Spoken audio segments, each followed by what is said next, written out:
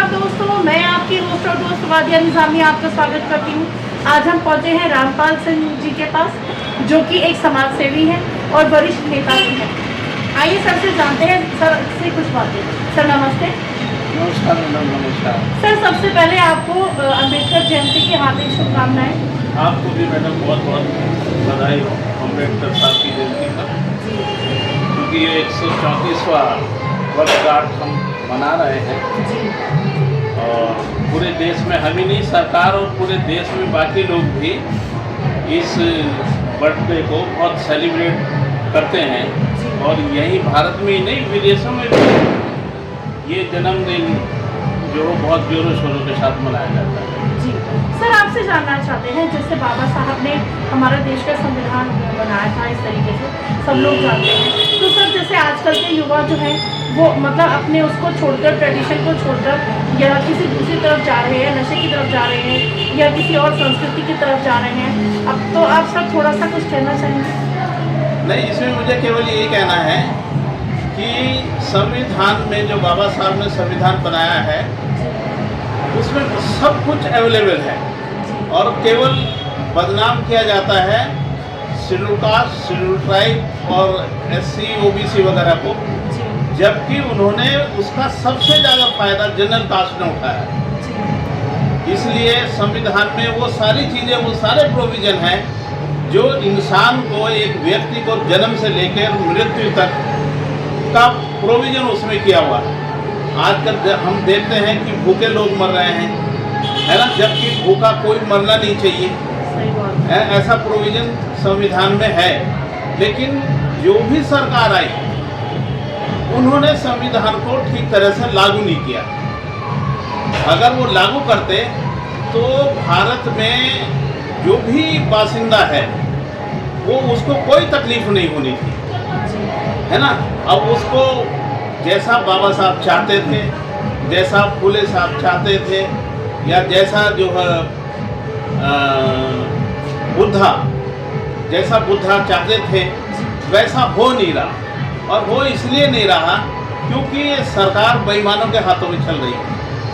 सरकार में अगर नियति के लोग बैठे हुए हों तो कोई समस्या किसी व्यक्ति को हो नहीं सकती। सर, आपसे एक बात जानना चाहेंगे, जैसे आपने भी ये चीज़ महसूस करी होगी कि हमारे देहरादून में थोड़ा सा कल्चर जो है वो बदलता जा रहा है, क्राइम रेट भी बढ़ता जा रहा है, इस तरीके से। तो सर, आप थोड़ा सा संविधान के नज़रिए से उसको कुछ कहना चाहेंगे?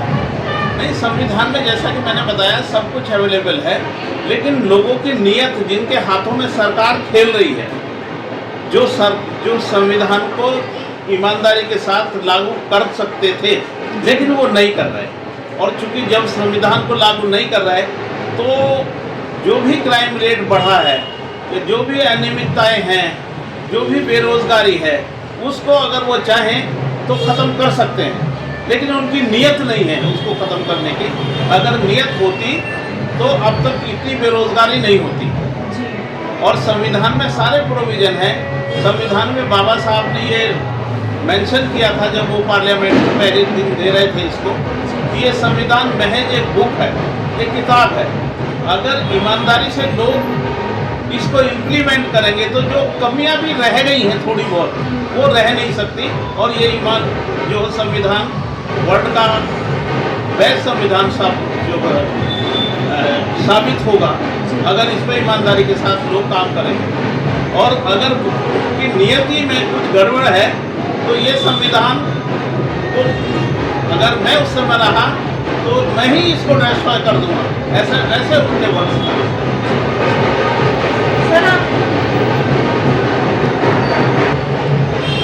जैसे आज अम्बेडकर जयंती है और मेयर साहब ने भी पूरे प्रदेशवासियों को, देशवासियों को अम्बेडकर जयंती की शुभकामना दी है और ये कहा है कि मतलब आगे भी इस तरह के प्रोग्राम वगैरह होते रहने चाहिए।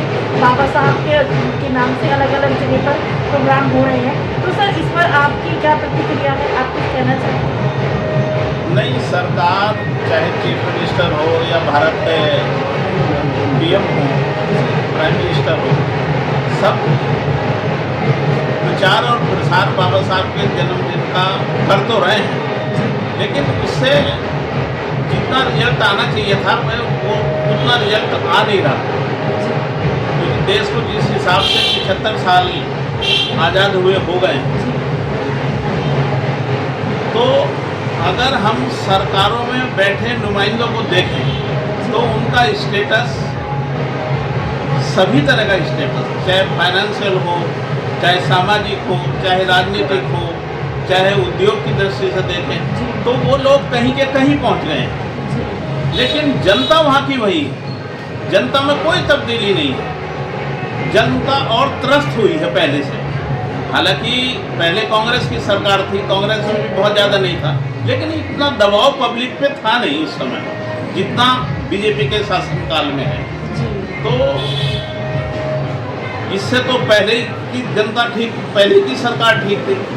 अब इस सरकार ने उसको जो भी नियम कानून बनाए थे कांग्रेस ने, वो हार्डकोर तरीके से इम्प्लीमेंट किए, और जनता को बेरोजगारी की तरफ उसका ध्यान नहीं है,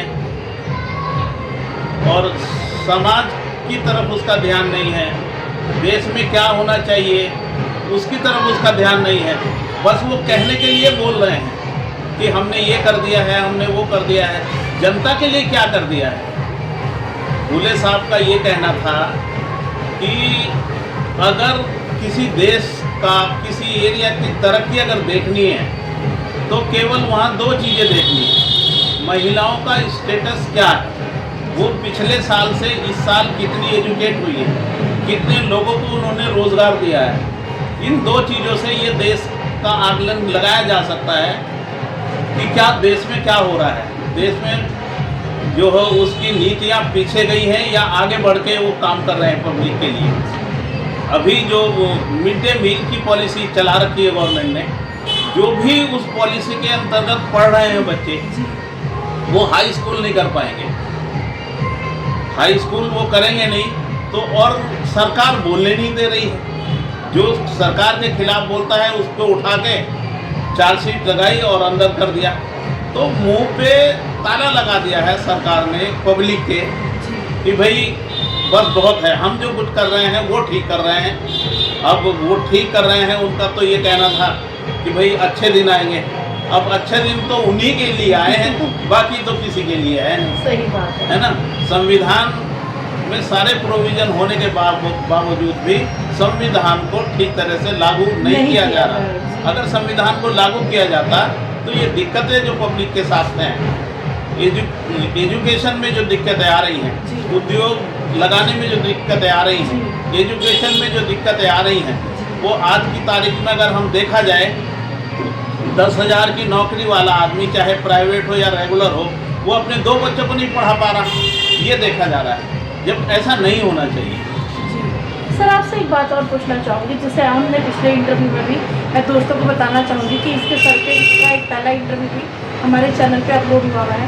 सर उसमें आपने अपनी पार्टी का एक जिक्र किया था, जो पार्टी आपकी शायद आप बना रहे हैं, इस तरीके से आप बना रहे थे पार्टी। देखिए, इस देश में लगभग 1800 पॉलिटिकल पार्टीज हैं।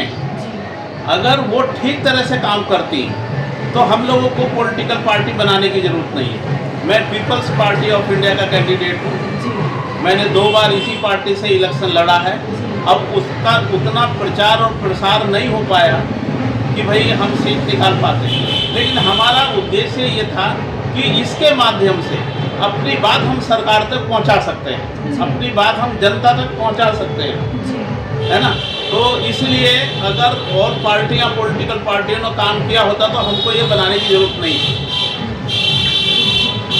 सर आपका बहुत बहुत धन्यवाद, आपने हमें अपना कीमती समय दिया, इसके लिए बहुत बहुत धन्यवाद। धन्यवाद आप लोग सभी लोगों का। Thank you sir. दोस्तों, मैं अपने श्रोताओं से, अपने लोगों से, क्षेत्र के लोगों से यही अपील करूंगी कि सर ने जो संविधान के बारे में बताया है, एक बार इस पर गौर करें और संविधान की में जो धाराएं लागू की गई हैं, अलग अलग प्रोविजंस हैं हमारे संविधान में, तो मतलब नए बच्चे हों या जो भी इंडिया के लोग हैं, वो संविधान को अच्छे से गहन अध्ययन करें और संविधान में बताई गई बातों पर अमल करें। इसी के साथ मुझे दीजिए इजाज़त। मैं हूँ आद्या निज़ामी, अपने सहयोगी अजय कुमार जी, मायरा और शोएब के साथ मानव चेतना न्यूज़ देहरादून। फिर किसी नई शख्सियत के साथ आपकी कराएंगे मुलाकात। तब तक बनी रहिए मानव चेतना के साथ। धन्यवाद।